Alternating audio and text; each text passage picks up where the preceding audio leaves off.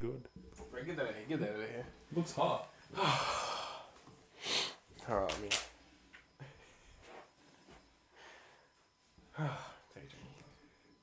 What? I get nervous boners. Are you snipping out this first part? Nervous erections. Yeah. Are you snipping out this first part, or are we keeping it? We'll obviously snip this out. We'll snip this out. Nah, keep it, because I think we're making it a thing where we keep the beginning fluff. Just maybe snip it out. prepare myself. It's too much fluff. People aren't going to stick around for that much fluff. What is going on, everyone? Welcome back to the Reps to Revenue podcast, episode 2. We've made it this far. For us, how are you feeling? How did you sleep? His opening question always has to be about my sleep. It's a backhand shot. I slept pretty good. That's a lie. I didn't sleep much. My sleep has not been very good for a while, as you know. But otherwise, besides that, since the last time we recorded this, I've been all right. Not too bad. That's good to hear. I've been having a lot going on, and it's been good. Can't complain. That's Life good. stays interesting. That's what we love to hear. Yeah. That is How what about we yourself? love to hear. You been all right? Everything's been going good. You know, just been locked in. Weren't you depressed the other day? Hey, we won't tell the listeners about that. Hey, we all have our down days. Remember that.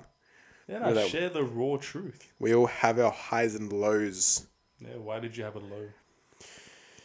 Just thoughts spiraling out, you know. But that's part of life. You got to use those lows as motivation to pick yourself up, keep you going. But that's the... Did it have anything to do with your tiny wiener? A little bit of insecurity with that. But, you know, God didn't make us all perfect. But that's lovely to hear. So I want to kind of touch base to kind of run back to the last podcast we had. And I think of the few topics we spoke about was mainly kind of training specific, some stuff to do with your clients as well.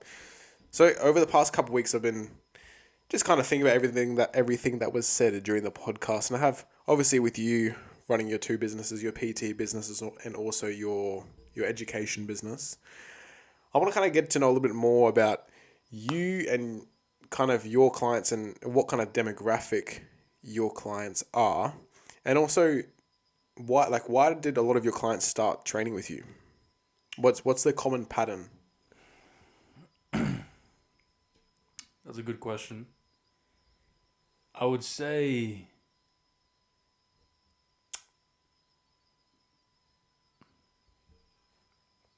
initially in the beginning, there wasn't as much of a common pattern in the sense where... Actually, no, I take that back. There was a common pattern, now to varying ends of the spectrum, but they all sort of fall under the same umbrella of all generally seeming to be people that are concerned about health in a more holistic sense, and more specifically health in the context of physical and mental.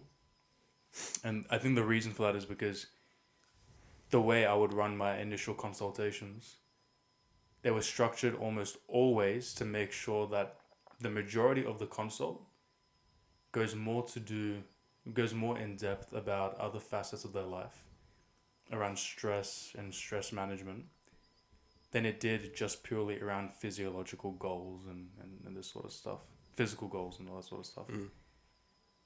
Because even in the pursuit of like their physical goals, whether it was lose weight, build muscle, or, you know, alleviate pain, just talking about how all those things either become a lot easier or a lot harder to pursue, depending on how well you manage your stress, just because of the inseparable relationship between physiological health and psychological health.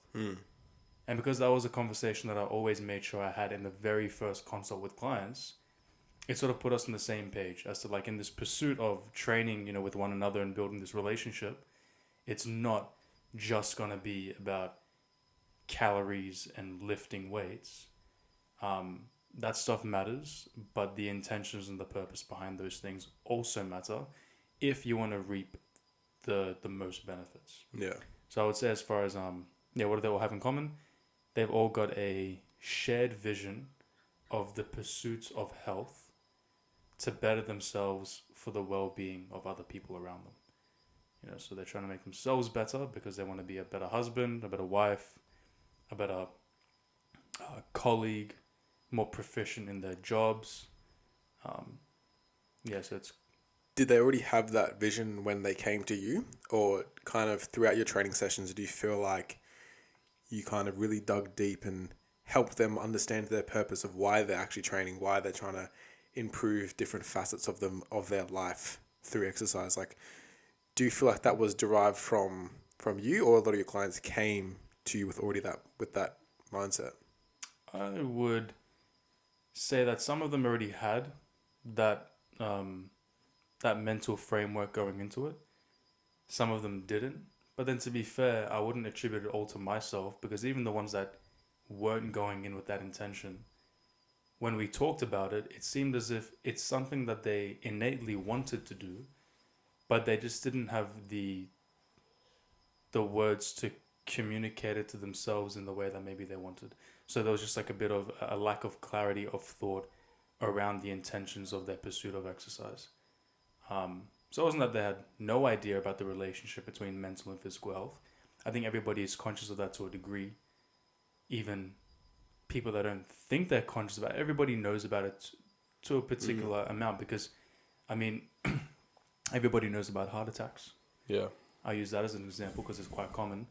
And many people know how oftentimes heart attacks can be stress-induced. Now, are there physiological determinants to getting a heart attack? Yes, of course.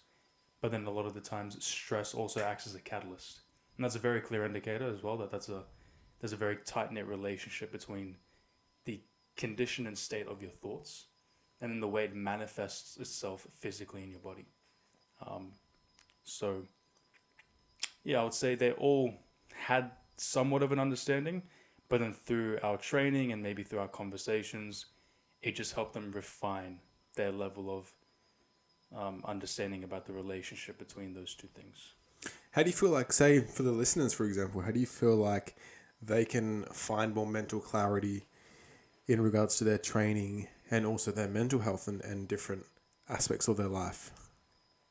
So that's a good question. Thank you for asking. That's a very good question, because it's something that actually I talk about a lot, and not even just in the context of like my clients, but just in the context of day-to-day life, because the theme always tends to come up, because the theme is related not only to exercise, but because it's related to mental health, it seems to be relevant almost to every area of someone's life, which is the relationship between pain and growth. That's like a huge conversation. There's many, many ways you can communicate the importance of understanding why those two things are inseparable. But one way that I love talking about it with clients, let me make sure I get my words right. So one way I love communicating it is by using the medium of exercise. Because for every metaphysical or psychological idea or ideology, you can oftentimes find physical counterparts to help you understand that thing a little bit more tangibly. So pain and growth and their relationship with each other can be likened to a lot of things found in the natural world. One of those things is exercise. Because when you observe the principles of exercise and muscular and skeletal adaptation to stress, what it tells you is that in the pursuit of the growth of your muscles, there needs to be a stress signal. Therefore, pain is an inseparable part of the process of growth. It's literally the prerequisite. So if you want growth, which most people do, pain is a requirement. Now, the dosage of the pain has to be appropriate, and we know that in training as well. But then you can find examples of that in many other areas of life. You look at childbirth, probably one of the most painful things that a human being can experience in the natural world, and look at the result of that pain. A lot of personal growth, a lot of love, this child, and so on. You can look at other things. I love using the example of trees, because if you look at one geographical area that has both mountains and valleys, and you observe the depth of the roots of the trees in the valleys and the trees in the mountaintop, the trees in the mountaintop have much deeper roots. They're much more firmly fixed because they're exposed to harsher winds while they're developing. And so as an adaptation, they've got to grow deeper roots so they don't blow over. So everywhere you can readily see that there's a very close relationship between stress or pain and then growth. So then if you can help someone tangibly understand that to a greater degree through exercise and by joining those dots through conversation, the hope is then that they can then translate that idea to other areas of their life. And then you can take that to almost anywhere. You can take that to relationships. Everybody wants to develop a beautiful, healthy relationship with either friends or a romantic partner. But then they stress out anytime things get difficult or there's tension, as if it's something to fear, which is a bit delusional because we just talked about how much if you want growth, pain is a requirement. And it's a little bit uncomfortable. But it tends to be, that mental model tends to help people transcend the challenges of their life. And they can help refine their understanding about those things through developing a deeper relationship with exercise. Completely. And I feel like a big thing is that I've noticed in successful people in all different realms, a lot of them started out with training in the gym. Whether it be success in their job, success in their family, success in financial, success in whatever realm, a constant pattern that is shown is that they all started training in the gym. Because I feel like by training, it's the first thing you can do. It's that first step you can do to improving yourself. It's that first step for you to show yourself that you have consistency. And because of that consistency, it shows you that if you are consistent, you do get results. And that if you do endure the pain, you do get what you want at the end. Or not even at the end. And then through all of that, you learn to enjoy the process. Mm-hmm. So I feel like just that whole model itself is the best model to be translated into all different facets of life. And that's why I feel like if you're not training consistently in the gym, I feel like it's a big downfall on not even just for aesthetics, not even just look like, Ziz or whatnot. Just for the mental, just for the mental side of it, to show yourself that you can be consistent. Because a big thing is people just don't even want to start because they feel like they're going to fail. And a recent quote that I want to kind of ask you about and get your opinion on it is something I think I heard from Alex Hormozi. And he spoke about that most people are so scared of change that they would rather fail than change their environment. So what's your opinion on that? Because I feel like that's very true, because that's part of the reason why people are so comfortable, and due to a lot of people's insecurities and being judged by others, rather than changing into the person they want to be and potentially failing, they would rather just not change at all and just automatically just kind of fail by default. I might have mixed the words a little bit up there. No, that makes sense. Well, so like kind of similar to the idea that people always choose a familiar hell to an unfamiliar heaven. Yeah. Like that idea. Yeah. I definitely am in agreement with that idea, because all it highlights is people's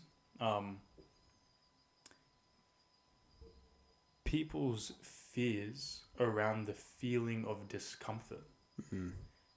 And again, it just comes back to the idea of pain and growth, as if discomfort is something to fear, as if pain and difficulties is something that's not good for you, which is a surreal idea, because most people would agree that if you look back in the past and look back at history, some of the greatest people are people that have suffered the most. And took the most risks as well. Yeah.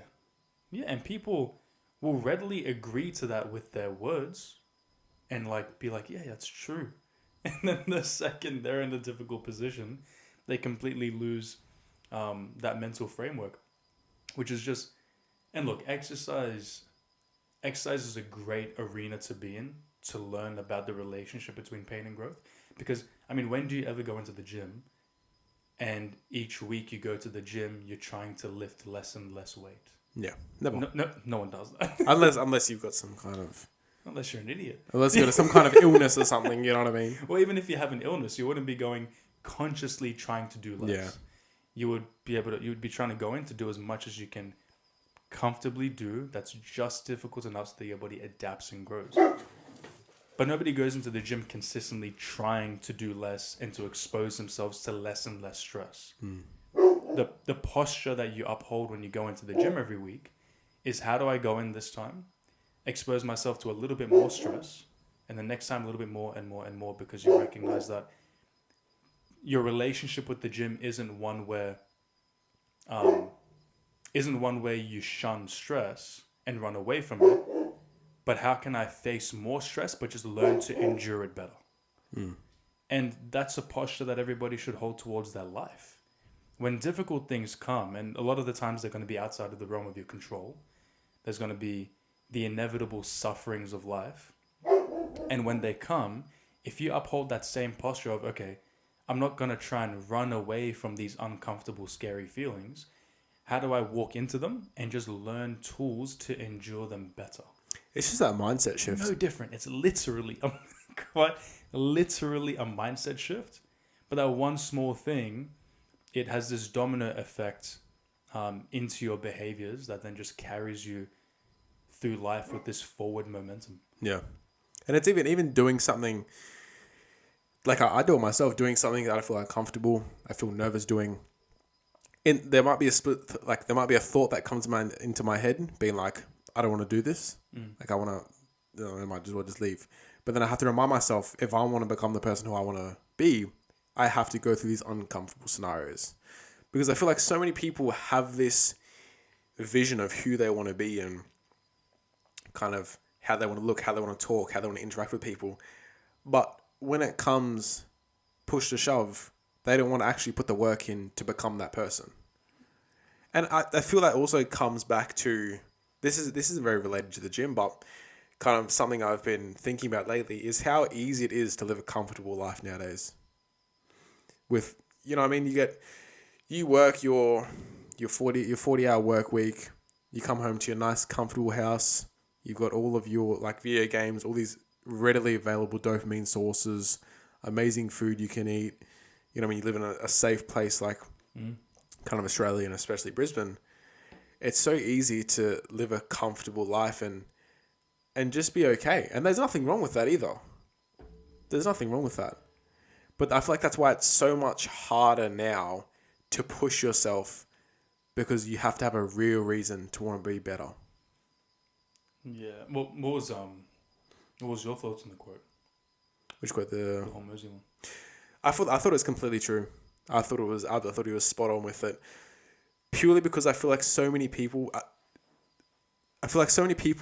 are trapped inside their own mind, thinking about the judgment of others, the risk. So thinking about, you know what I mean, if I risk loving someone, I risk not being loved back. Kind of that kind of motto. If you risk something, you risk not having it in return. So something like that. And I've started to live kind of by the mindset of the person who takes no risks. The person who takes risks is the only person who's truly free. Repeat again. The person who takes risks is the only person who's truly free. Because if you don't, you're trapped inside this kind of bubble of other people's thoughts, your insecurities, or everything else. And I feel like that's why a lot of people just kind of live their life feeling average. Do you like going along the line of like, you know, how people are attached to feeling a particular way, or feeling comfortable or not feeling hurt, let's say. That's another way you could word it. People are attached to feeling comfortable, or people are attached to not feeling hurt. Do you feel like, how do I say?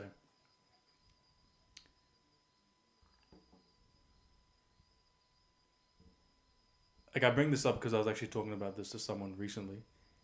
The idea that people can be very overly attached to their own pride and their own ego, to the point where it's very easy for people to let themselves become offended by the words or actions of another person and when somebody wrongs them. But there's almost a big level of, or a big degree of freedom to be able to navigate your way through life, maintaining an internal state that's almost indifferent to the words of others. And you can sort of make your way through life and never feeling offended by anyone. Because then I feel like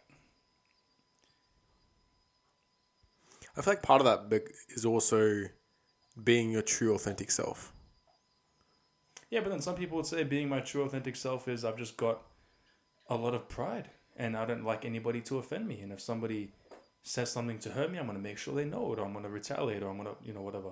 They might think that's their authentic self. Well, that's just insecurity. that's just insecurity. Okay. So there needs to be something to help people differentiate between what's their authentic self. Well, you know what? Okay, what's your thoughts on this? Because I don't even like the idea of the authentic self. Why? So, I do in this current society, quotation marks.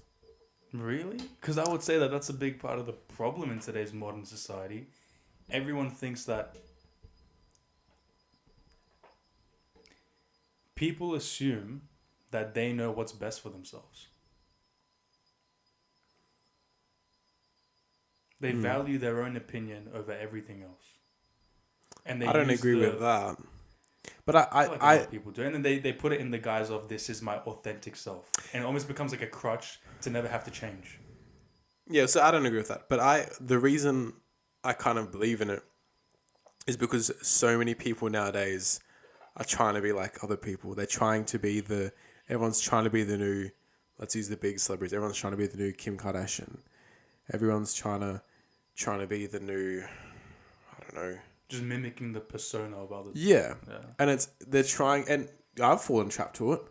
You see someone and you really idolize them, and then you try and be like them. Well, it's his. Yeah, yeah. And you try and be like them completely, from the way you look, from the way you talk, from the way you act. And that's not your authentic self. You're just trying to be like someone you're inspired by. And that's why I do believe in kind of actually being your authentic self rather than just copying someone you think you want to be like. Yeah, but let's just say I'm behaving in a way and I claim it's my authentic self. How do I know? Because what the hell even is authentic self? Because from the very beginning of your life, you're going to be influenced by people around you. So what's your authentic self? Doing what you're passionate about. Stop listening to the opinions of others. Pretty much just stop listening to the opinions of others. And to block out to the opinion. Okay, there's a caveat. There's a caveat to that. I was like, There's a caveat to that. Stop listening to the opinions of others that aren't who you want to be like. I need to articulate that a little bit better. I know what you're saying. Don't listen to the opinions of others that are just trying to pull you down. Why? There might be some truth or some validity in something that they point out about a flaw of yours that maybe you'd be better off addressing. They might not be the kind of person that you want to be, but they might recognize something about one of your shortcomings that you can't even see about yourself. Like I think it's hard to, but I think there's a lot of benefit to listening to everyone's opinions, whether you like them or whether you don't. Okay, no, I agree with that as well. And actually, I agree with that as well. I agree with that, and I've spoken about this before. I listen to everyone's opinion, but I dissect whether I'm going to take it in. I love listening to everyone's opinion, and I think about it, and a lot of the time I don't take it in because your opinion is not in an egotistical way. Yeah.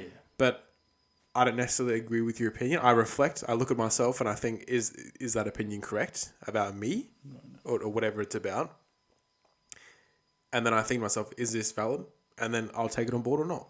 So you have the humility to listen, but then you'll take off what's beneficial. Yeah. And discard of what's not. Yeah.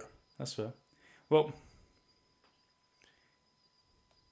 along those same lines of people's authentic self, people mimicking the persona of others, which seems to be a very apparent thing, especially in the online and social space. Well, you have two lives now. You have your real life and you have your online life. Well, then, with that said, then bring it back to the idea of personal trainers in that industry. But what do you think, in other words, why do you think it'd be important in this day and age for personal trainers to have an online presence? This is a topic I love talking about. I know. With the online presence now, I hear a lot of kind of PTs or a lot of other business owners are just people, and they're like, oh, I don't like doing that online stuff, or I don't like being exactly Guilty. I don't like building all stuff online and whatnot as well, and it's a reflection of yourself, because I feel like that if you want to be the best at whatever industry you're in, you have to play the game. Regardless of if you like the game or not, you have to play the game. And by thinking you're better than everyone else and you don't have to play the game and you're going to be successful is just, you're an idiot. Yeah, delusional. Delusional. So I feel like let's use just the topic of PTs. So many PTs are so egotistical and so just like, I don't care about that stuff. It's not going to get me anywhere.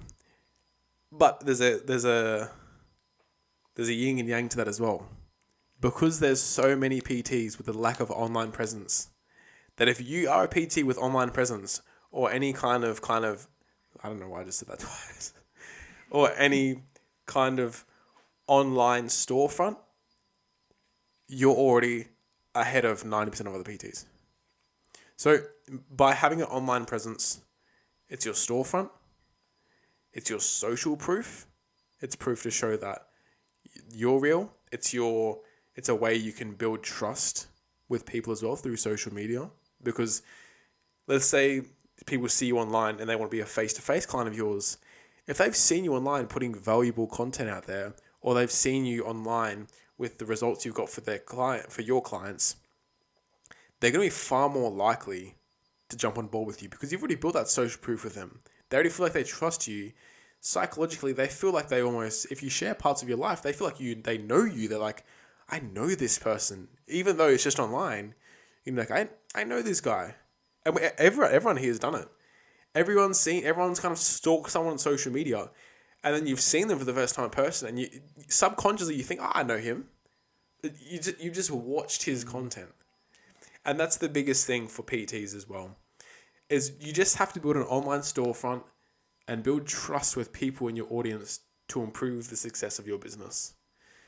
And just by doing that, you're already ahead of 90% of PTs. So if you want to be a successful PT, you just got to build your online presence and just start. That's the biggest thing as well. Just start. People, this comes back to most facets of life. People wait for everything to be so perfect before they start. But you have to start to make things perfect. That's pretty much it. So you just start. If you're a PT listening to this and you don't have an online presence, start putting content out there. Get your website up there. Get some online coaching in place. I feel like you're taking shots, right? That's pretty much it. But yeah, just more of the story for online PTs, or just PTs in general. Just build an online presence. Yeah, I guess it gives you a certain level of credibility these days that not having it doesn't get you. 100%. And that's with kind of every business now needs some kind of online presence. Even if it's just having a website, that's your digital storefront now. That's the new billboard for your business. Yeah. And if you're not having that in place, you're an idiot. That's true. That's very true. No, 100%. 100%. How we on time? About 30 min in. That's pretty good. Congratulations if you're listening. If you're still listening to this, Very proud of you. much love. Very proud of you. I mean, listening to this guy's voice for that long is just. You showed some great capacity there. With that pain will come a lot of growth. But I think that was good. That was felt a lot more focused in the last episode. Yeah, 100%. I hope everyone else felt like it. Yeah, sure. Improved as well. Last one, I felt like we had like those like little nuggets of valuable information. Yeah. This one felt like those nuggets condensed into one small refined. Yeah. But just kind of before we end, I want to ask you one last question. Please do. What words of wisdom do you have, or quotes do you have for the do we do this listeners? In the morning of every... Isn't this Megan and Ben will do with us? Maybe. I can't remember. Were you there? Were you working there when I was? But when I was in the sales team? what's your word of wisdom for the audience? My word of wisdom to take away. What's something they can implement in their life now that'll have benefit for them?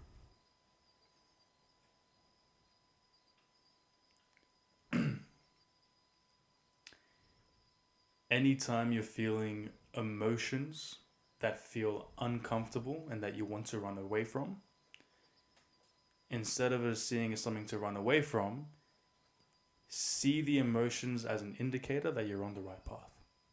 That, I'm feeling whatever it is. I don't like it. I maybe want to distract myself from it or numb myself to it. But hold on, let me sit in it, because this is probably an indication that I'm on the right path. Because in the pursuit of growth, the discomfort usually comes first. So embrace it and just trust the process. I like that. I like that a lot. Definitely valuable. Hop off. Thank you guys for listening in. Hopefully now we've got more people listening than just your mum and my sister. Yeah. But yeah, thank That's you. lovely.